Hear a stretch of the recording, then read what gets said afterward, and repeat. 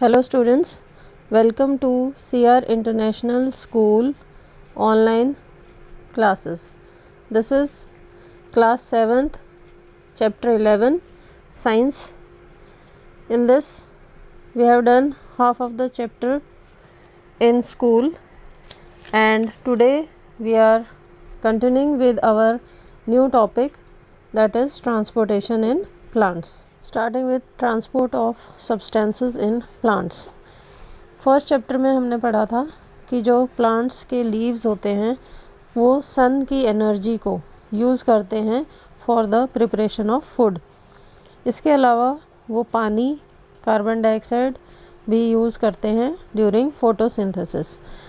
और 10th chapter में हमने पढ़ा था कि हर सेल किसी भी ऑर्गेनिज्म का उसको एनर्जी की ज़रूरत होती है to perform different life functions, यानी हर ऑर्गेनिज्म के हर एक सेल को एनर्जी चाहिए होती है अपना फंक्शन करने के लिए, और ये एनर्जी केवल इनको फूड के द्वारा ही प्राप्त हो सकती है। तो हर एक सेल को अपना फंक्शन कंप्लीट करने के लिए फूड की आवश्यकता होती है, और फूड के द्वारा ही जो एनर्जी उसे मिलती है उससे वो ग्लूकोज प्रिपेयर करता है, यानी ब्रेक डाउन करने में उस एनर्जी का इस्तेमाल करता है। जो फूड उसके द्वारा प्रिपेयर किया जाता है उसको ब्रेक डाउन करके जो एनर्जी मिलती है उसी को यूटिलाइज़ करके जो सेल्स हैं वो अपना फंक्शन कंप्लीट करते हैं। तो जो प्लांट्स हैं उनको भी एक ट्रांसपोर्ट सिस्टम की आवश्यकता होती है।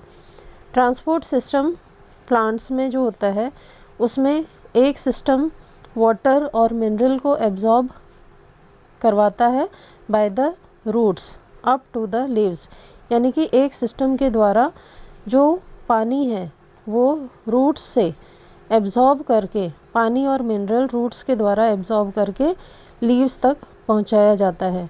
इसके अलावा लीव्स के द्वारा जो फूड प्रिपेयर किया जाता है उसको प्लांट्स के डिफरेंट पार्ट्स तक पहुंचाने का काम भी ट्रांसपोर्ट सिस्टम का होता है। तो इस चैप्टर में हम ये जानेंगे कि ये जो ट्रांसपोर्ट सिस्टम है प्लांट्स में वो किस तरीके से फंक्शन करते हैं। तो जो ट्रांसपोर्ट सिस्टम होता है प्लांट्स में उसको वेस्कुलर सिस्टम कहा जाता है, जो कि लॉन्ग ट्यूब्स या जिनको हम वेसल्स कहते हैं उनसे बना होता है, और ये जाइलम और फ्लोएम के नाम से जाने जाते हैं।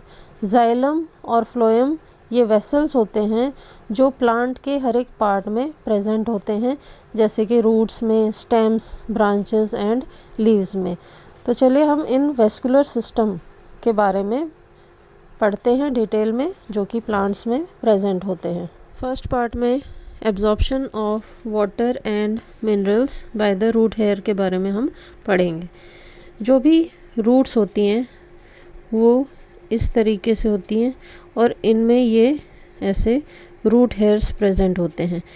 ये रूट हेयर्स जो होते हैं ये काफ़ी शार्प और इनका जो साइज़ होता है वो काफ़ी छोटा होता है, जिसके कारण ये आसानी से मिट्टी में घुसकर वाटर और मिनरल को इजीली एब्जॉर्ब कर लेते हैं, और इसके कारण जो एब्जॉर्प्शन एरिया है इस रूट का वो भी इंक्रीज़ हो जाता है। एब्जॉर्प्शन एरिया कहते हैं ये सरफेस एरिया। अब देखिए यहाँ पर अगर ये रूट्स के हेयर नहीं होते तो केवल इस पोर्शन के द्वारा ही रूट जो वाटर और मिनरल है वो एब्जॉर्ब होता, लेकिन अब इन रूट्स हेयर की वजह से ये जो पानी और मिनरल को एब्जॉर्ब करने की एरिया है ये भी बढ़ जाता है, और ज़्यादा से ज़्यादा मात्रा में water and mineral in roots और रूट हेयर्स के द्वारा भी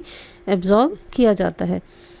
वाटर और मिनरल जो रूट हेयर्स के द्वारा एब्जॉर्ब किए जाते हैं वो सॉइल से एंटर करते हैं सेल्स में ऑफ द रूट, यानी कि रूट के सेल्स में वाटर और मिनरल एब्जॉर्ब किए जाते हैं, और वो एक एक सेल से होते हुए आगे जो डिफरेंट पार्ट्स हैं वहाँ तक पहुँचते हैं through the pipes called xylem vessels.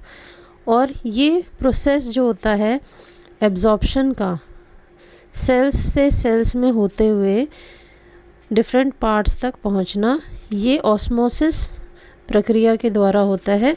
Osmosis वो प्रोसेस होता है जिसमें एब्जॉर्प्शन होता है रूट्स के द्वारा वाटर और मिनरल का and transportation to different parts of the plant.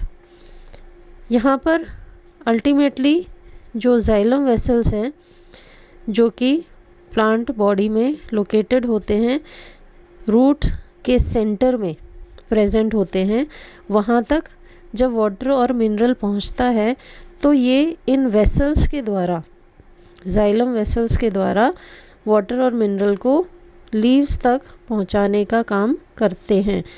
यानी कि जाइलम वेसल्स का काम होता है वाटर और मिनरल को ऊपर लीव्स तक सेंड करना, ट्रांसपोर्ट करना।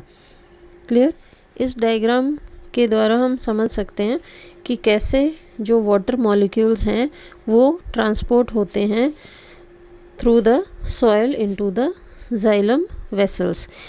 ये देखो, ये जो यहाँ पर वाटर मॉलिक्यूल्स हैं सॉइल पार्टिकल के चारों तरफ, यहाँ पर देखो वाटर लिखा हुआ है, ये वाटर मॉलिक्यूल्स हैं तो ये रूट हेयर के द्वारा एब्जॉर्ब किए जाते हैं। ये जो रेड कलर की एरोज दिख रही हैं ये फ्लो ऑफ वाटर मॉलिक्यूल्स हैं। यहाँ से पानी जाइलम वेसल्स तक पहुँचता है और ये जाइलम वेसल्स फिर ऊपर प्लांट के पत्तियों तक ये वाटर मॉलिक्यूल्स और मिनरल्स को ट्रांसपोर्ट करने का काम करते हैं। तो इस तरीके से रूट हेयर्स की मदद से मिट्टी में मौजूद वाटर और मिनरल्स को एब्जॉर्ब करके रूट हेयर्स उन्हें सेल्स के थ्रू जाइलम वेसल्स तक पहुंचाते हैं और जाइलम वेसल से प्लांट लीव्स तक पहुंचते हैं। क्लियर? तो जो पानी और मिनरल के मूवमेंट होती है from the soil to the root hairs, इसमें जो पानी के मॉलिक्यूल्स होते हैं वो हायर वाटर कंसंट्रेशन से लोअर वाटर कंसंट्रेशन की तरफ मूवमेंट करते हैं through the semi permeable membrane. और ये मेम्ब्रेन यानी कि जो रूट्स होती हैं और रूट हेयर्स होते हैं उनके ऊपर एक बारीक पतली लेयर होती है जिसको क्रॉस करके ही जो वाटर मॉलिक्यूल्स हैं वो रूट हेयर्स के अंदर एंटर करते हैं और रूट हेयर्स से फिर वो रूट के सेल्स तक पहुंचते हैं। तो ये जो कंसंट्रेशन होता है यानी कि जहाँ पर अधिक मात्रा में पानी के मॉलिक्यूल्स होते हैं वहाँ से कम मात्रा वाले जगह पर इन वाटर मॉलिक्यूल्स का पहुँचना, ये जो मूवमेंट है हायर वाटर कंसंट्रेशन से lower water concentration through the semi permeable membrane, यानी उस लेयर के आर पार जाना ऑस्मोसिस कहलाता है। और ये मेम्ब्रेन जो होती है, ये जो लेयर रूट हेयर्स और रूट्स के ऊपर प्रेजेंट होती है, वो केवल जो सर्टेन मॉलिक्यूल्स होते हैं यानी जो ज़रूरी मॉलिक्यूल्स होते हैं उन्हीं को अलाउ करती है अपने अंदर से पास होने में। क्लियर? और ये पूरा प्रोसेस ऑस्मोसिस कहलाता है। जो वेस्कुलर टिश्यूज़ होते हैं for the transport of water and mineral, mineral जो है वो पानी में ही घुला होता है और यही मिनरल पानी में घुलकर प्लांट के सेल्स तक पहुंचता है through the vessels called xylem tissues. ठीक है, जाइलम टिश्यूज़ का काम होता है वाटर और मिनरल को पूरे प्लांट तक ट्रांसपोर्ट करना। सेकंड है एसेंट ऑफ सैप। यहाँ पर जो जाइलम वेसल्स होते हैं वो एक नेटवर्क फॉर्म करते हैं from roots to the leaves, यानी पौधे की जड़ों से लेकर उसकी पत्तियों तक ये वेसल्स जो हैं, ट्यूब लाइक स्ट्रक्चर्स जो हैं, इनका नेटवर्क बना होता है और इन्हीं के द्वारा जो वाटर ट्रांसपोर्ट होता है वो इन्हीं से पास होते हुए स्टेम्स, ब्रांचेस एंड लीव्स तक पहुंचता है और फिर पूरे प्लांट तक पहुंच जाता है। तो ये कहलाता है एसेंट ऑफ सैप।